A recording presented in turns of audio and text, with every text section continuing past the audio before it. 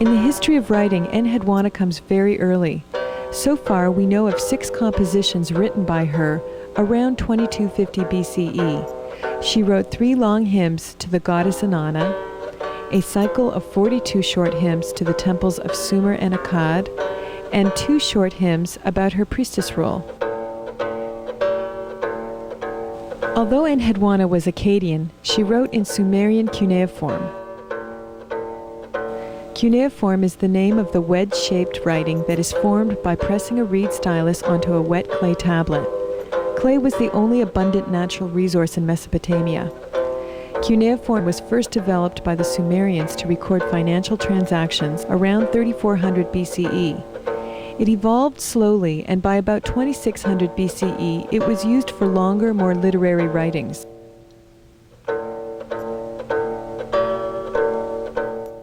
What precedes Enheduana in Sumerian literature is nowhere near as elaborate, as sophisticated, as carefully structured as her poetry. It's the most beautiful, moving poetry we have of the 3rd millennium BCE. It's the only poetry basically we have of that length from that period. Enheduana's most famous poem, called Ninmishara, means Lady of Infinite Divine Powers and refers to the goddess En-hedu-Ana. William Hallow translated the poem in 1968 and wrote the first book on Enheduana. Since then, many more copies of the poem have surfaced.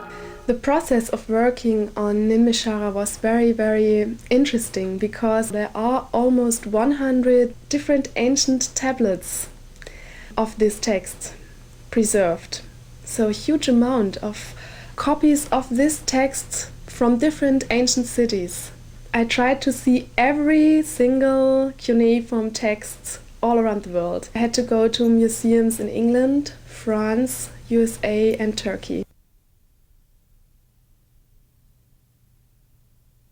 The most thrilling experience was to understand that this high priestess, Enheduanna, had the spiritual power and the religious background to create something out of words which would alter a whole political situation.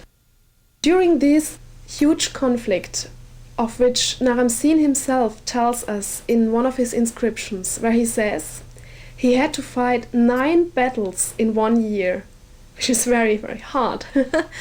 During that rebellion, there was this high priestess, Enheduanna, and she held the most important religious office of her time. She stayed on the side of the central power and not the city where she lived in, the city of Ur, which was on the side of the rebellions. So she had to stand the attacks of the new city ruler, which was named Lugal-Ane, and whom she mentions in her poem, which is very unusual in a prayer, to have a problematic, hostile person named. My fate with Suen and Lugalan, reported to An, may An resolve it for me. Reported to An immediately, An will resolve it for us. So here we really have a window opened into the history, into the real history of the time. And through her words we know that this Lugal-Ane tried to get her to support him, to become legitimized by her. All the while, upon entering as if he were the companion, he approached me with envy. He wants to present himself as the real companion of Inanna. That's a position which the Sargonic ruler claims of himself. But she refused, and because of that, she was exiled, banished out of the city of Ur. And she tells about that in very moving words, which is also very exceptional to have something like that, a description of being exiled in such an ancient text. It's so much telling about things as they happened. And she is still in this catastrophe. It's in the middle of it. Queen, the laments were struck up over the land. Your ship of wailing should be left behind in the enemy land. And because of my fate-determining song, must I die? I, my Nana, has cared not for me. In the rebellious land, they completely and utterly destroyed me. A Shimbabar most certainly has not passed a final judgment upon me. Did he speak it? Does it mean anything? Did he not speak? Does it mean anything? After he stood there in triumph, he expelled me from the temple. He made me fly like a swallow from the window. My life was consumed, and so I must go to the thorny undergrowth of the enemy land. He tore the rightful Aga crown of Enship from me. Handing me a dagger, he said, "This is now your ornament." En-hedu-Ana had no right to throw her out of the Giparu and of her position. Obviously, she would not kowtow to him and support him in his bid against her nephew. No matter how many changes of rulership, when it went back between Larsa and Isin, the daughters of the kings continued to rule under their enemies. You did not remove an En priestess from the position of En. She was untouchable. And so this is very strange what we find here. All the right remains with Enheduana. If she was in the right, there's no question about it. One of the clues in my working on the poem Nin-Mishara was that I found out that Enheduana uses a special concept of a legal case, of a lawsuit. Gods create the human history. So if the gods have decided Naram-Sin has the right to rule the empire longer, he will rule longer. But if the other side is correct, the side of Lugal-Ane and the other city-states, then they would win. So it seems that, and we can read that in Enheduana's words, the other side, Lugal-Ane of Ur, had made the claim that the god Nana had spoken that the city belonged to him and his servant Lugal-Ane, and not to the Sargonic kings. And therefore he had the right to rule this city. And what Enheduana did is that she did not accept this sentence. She said, this was not the final sentence. A Shimbabar most certainly has not passed a final judgment upon me. Did he speak it? Does it mean anything? Did he not speak? Does it mean anything? There might have been an oracle of Nana, but it's not the final judgment. The final judgment lies not with Nana, but with the god of heavens, Anu.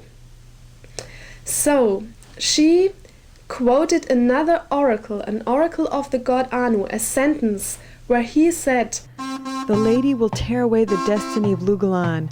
At her feet lie hostile land and flood. This woman is truly mighty. She will make the town tremble before her." And the woman could be the goddess Inanna and could be the high priestess Enheduana.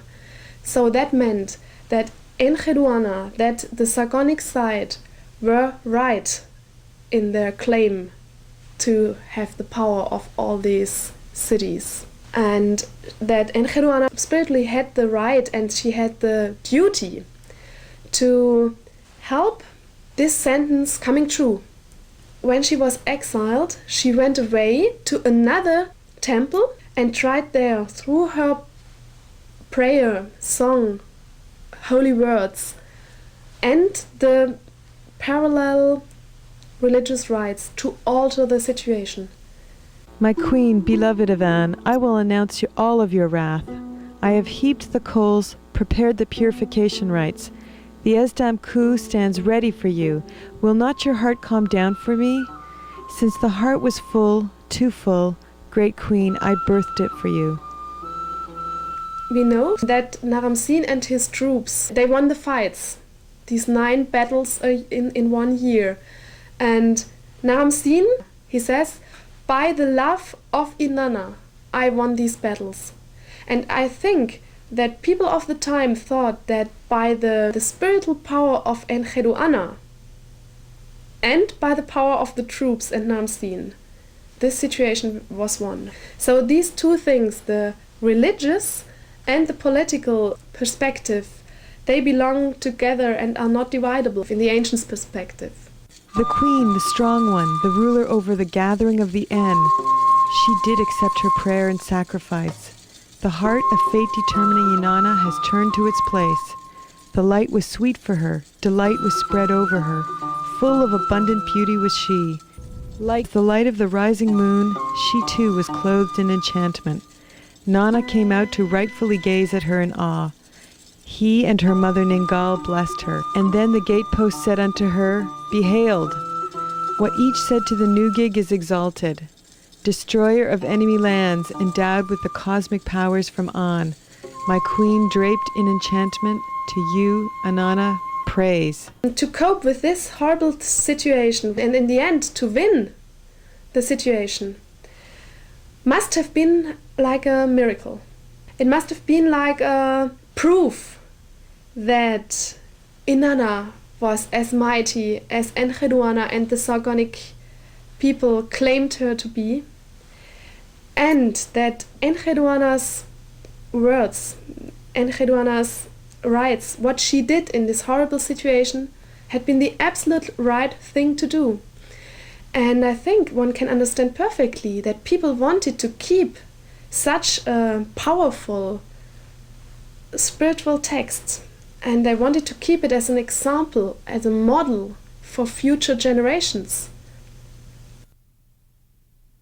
Enheduanna was the priestess of the moon god, the city god of Ur, but she understood herself as the main priestess of whole Mesopotamia, and therefore the voice of En-hedu-Ana. In the time of Enheduanna, the idea of having a larger empire was very, very new. It was brand new. In a way, one can say that Enheduanna is the theologian, the thinker, the brain behind that empire, that she modeled the ideas of a bigger state in words. I think people might have found fascinating about her that she laid the foundation for the thought of greater empire and greater community of the gods working together. Since the heart was full, too full, great queen, I birthed this song for you. There's evidence of the priestess being a leader of a choir, which indicates that she sang with a choir, and so she probably performed them publicly also. What was said to you at midnight, the cult singer shall repeat it to you at midday. It actually says in the Meshar that it should be sung, so we do have evidence that the song was sung, and she wrote it down to be sung. I think they probably were sung as part of the tribute to the goddess En-hedu-Ana. I'm trying to set some of her poems to music, and very recently experimenting with the harp, trying to figure out how some of her poems would have been sung, because I'm quite sure that in antiquity the poets, the bards, sang their poems. It didn't just recite them. Music is inspiring, it's easy to listen to. It provides mnemonics, ways of remembering lyrics, whole stanzas.